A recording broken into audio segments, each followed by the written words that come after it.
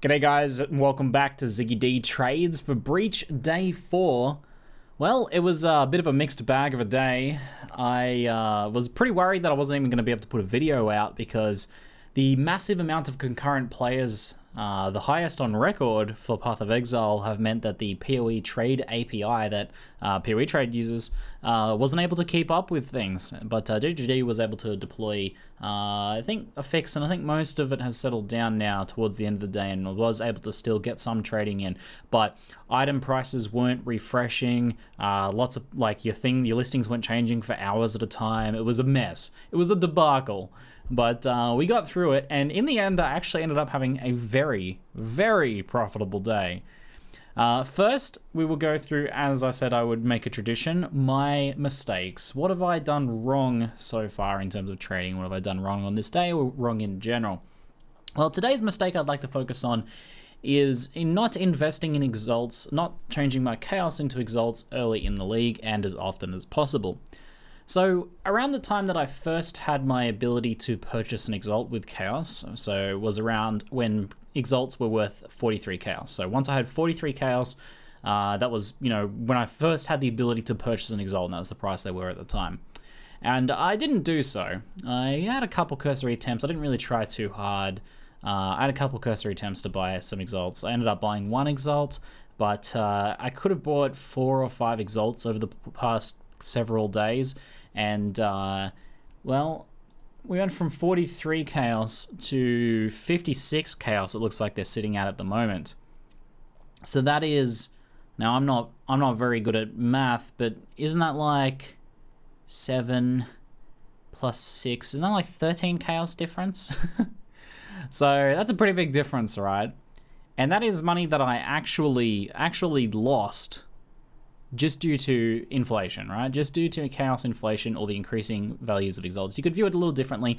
It's money that I didn't gain, that I could have gained by purchasing exalts early on in the league. But I choose to view it in terms of money that I actually lost due to inflation.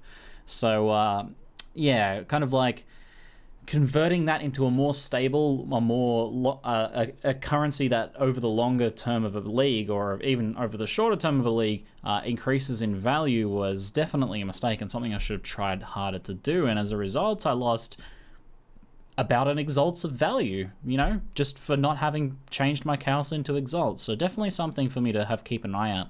Now, you guys might be curious as to why is this the case, right? Why can you buy exalts early in the league and have them improve in value?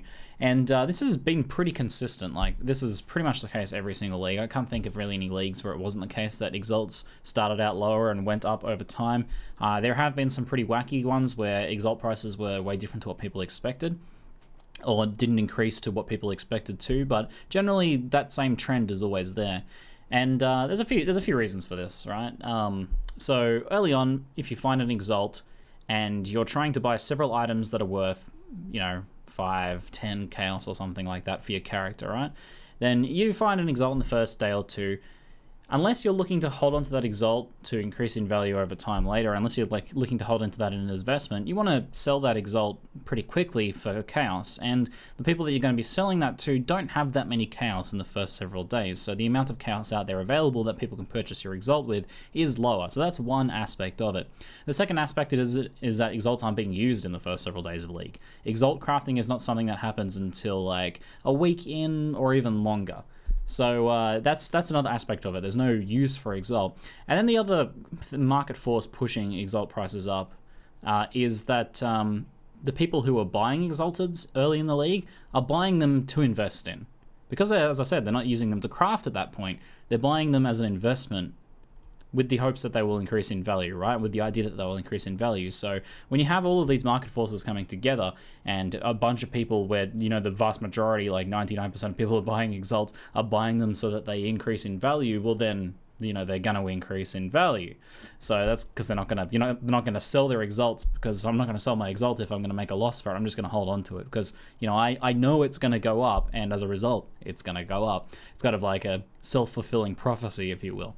So that's kind of why I should have been investing more heavily into exalts. I do have 4 exalts now. That's mostly because I got them through sales, which is a nice bonus, but definitely should have been converting more of those chaos.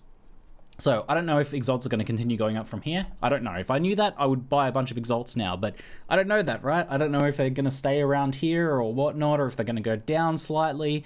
Like, I don't know, 56 seems like a good rate. It's hard to know, difficult to know. So we'll see. We'll see in a couple days' time. So, as the title of the video may have baited you into watching this, slightly clickbaity title, but it is true. It's not really clickbait because it is true. I did make a phenomenal amount of cash last night. After I turned off the stream. You can make your R&T jokes now if you desire.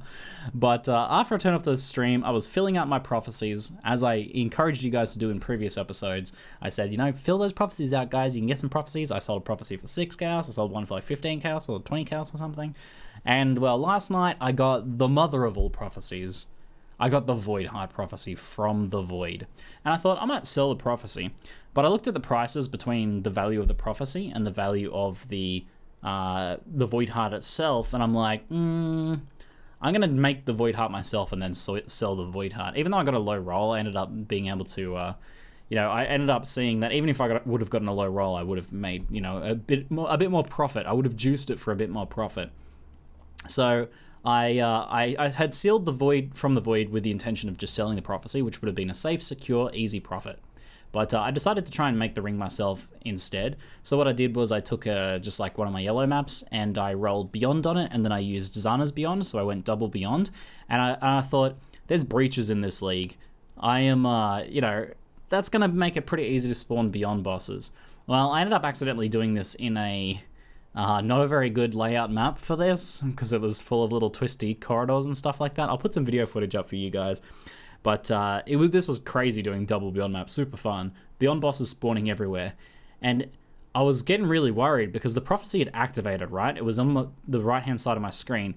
If I didn't get Barmeth, I'm pretty sure that the prophecy would have failed and I would have lost all of the profit. Well, I did succeed. Spoilers, I did succeed. The final Beyond boss that I could have possibly spawned in the map, the last Beyond boss, was Barmeth, and I was able to take him out. I don't know if that's a guaranteed thing or not. I didn't realize when I activated the prophecy that there might actually be some risk that I could lose all the money here. But I did eventually get the Void Heart, and I did end up selling it for a humongous amount of currency, like 120 chaos equivalent worth of currency. So that was very, very cool. Very cool. Quite happy with that. Why is Void Heart worth so much? Everyone's playing Blade Flurry right now. Void Heart is insanely good for Assassin Blade Flurry builds, Poison Bleed. You get a chance to Poison and Bleed on Assassin, and this increases that chance and brings you close to 100%. And in addition to that, Void Heart is just a massive damage increase for basically any Fizz melee build. So your Earthquake builds, your War Chief builds, any of that sort of stuff is going to get a massive DPS increase from that. So the meta, plus it just being a very good item in general, plus it being very early in the league, that just all equals to sick profit. So that was definitely a very lucky thing to have happen, but also, again, highlights the keep filling those prophecies out, guys, because even if you don't get GG prophecies like that, you're getting a lot of like prophecies like a mob drops a bunch of currency, and there's Plague of Rats in your map, and a bunch of extra things that just give you good value. The prophecies are, I feel like, are only profitable as long as you're doing them in Merciless when you're, doing your maps and stuff. It feels, it's very good. It's very good. Now, another thing that happened was I got myself a Divination card last night, and that made me realize an investment option. So I was just doing a couple maps, just chill off stream around the time, just a bit before I got that prophecy, actually. And one of these Divination cards dropped, Pride Before the Fall. So I looked up the prices of these guys, and I thought, oh, nice. It was like 13 chaos or something, 14 chaos. And I was like, oh, sweet, I just made 14 chaos, pretty happy. So I went to sell it. But then I actually was like, let me just check the price of Kelm's Heart. So I checked the price of Kelm's Heart and did the math real quick.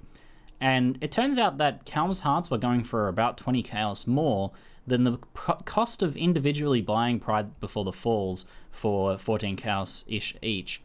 Now I knew that, so hey, I could make, like, I'd probably need to undercut a little bit to make sure that I got the sale and didn't risk losing the money.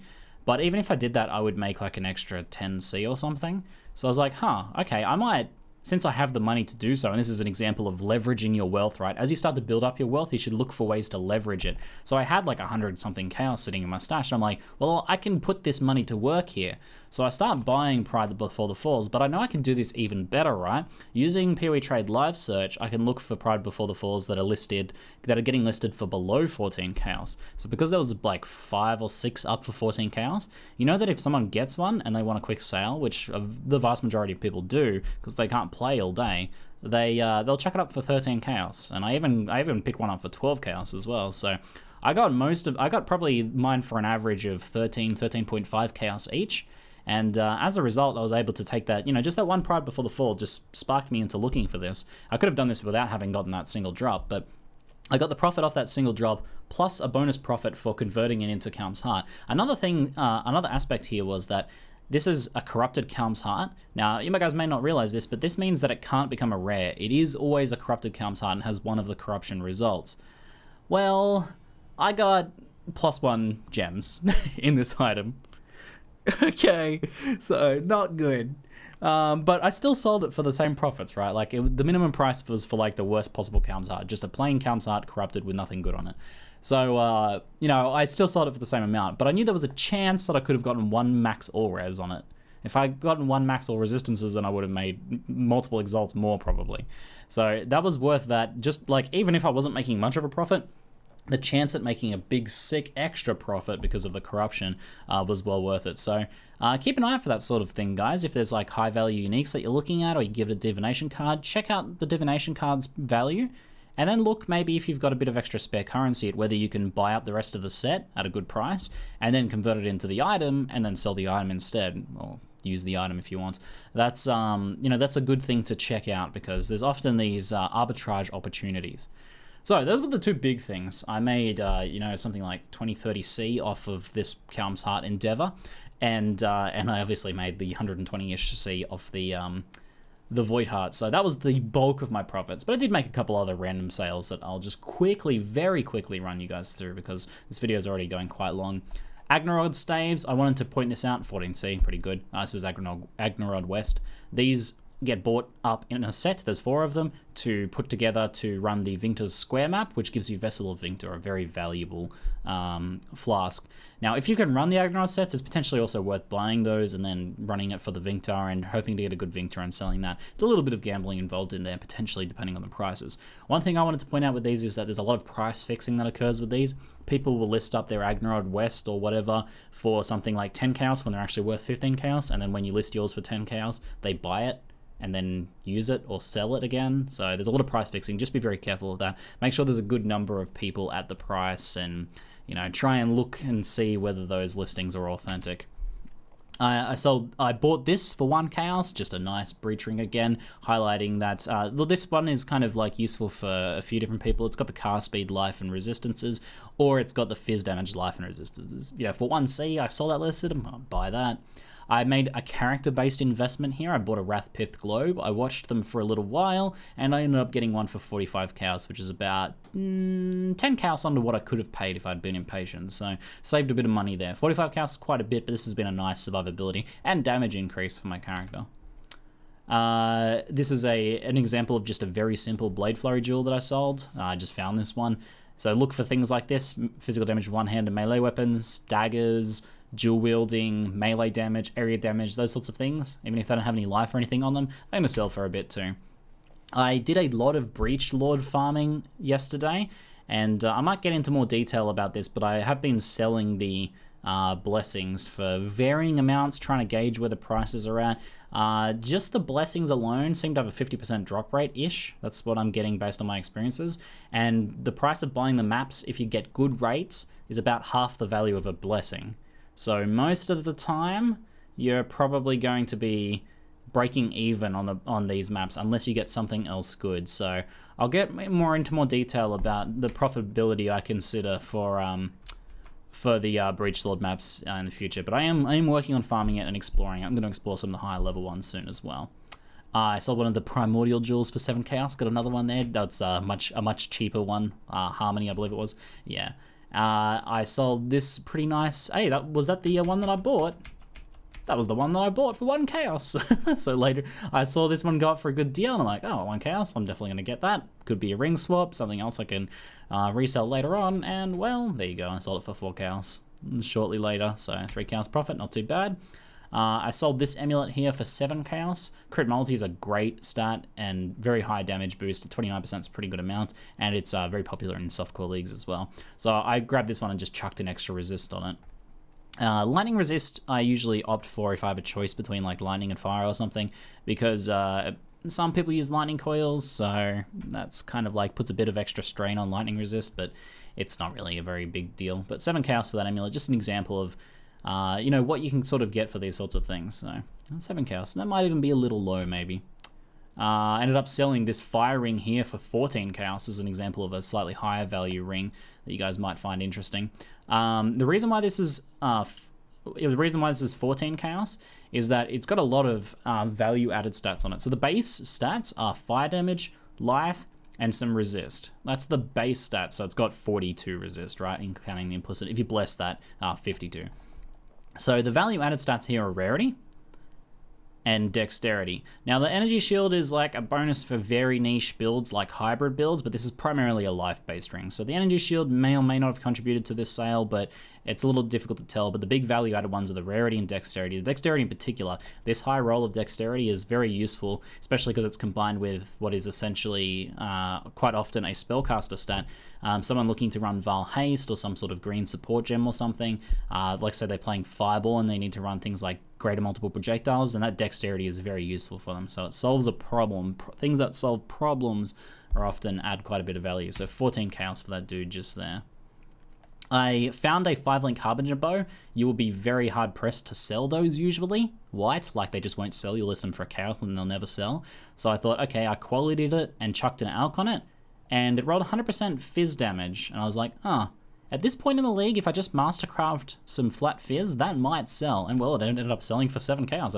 I searched DPS bow, like fizz DPS bows with 5 links, and there was like not very many up, so I chucked it up for 7C and got a sale within a couple hours. So that's pretty good. You know, I took something that wasn't going to sell and put it into something that sold for 7C. It was obviously a gamble just throwing an alch on it, but an alch is not much to invest in that gamble, so it's worth doing.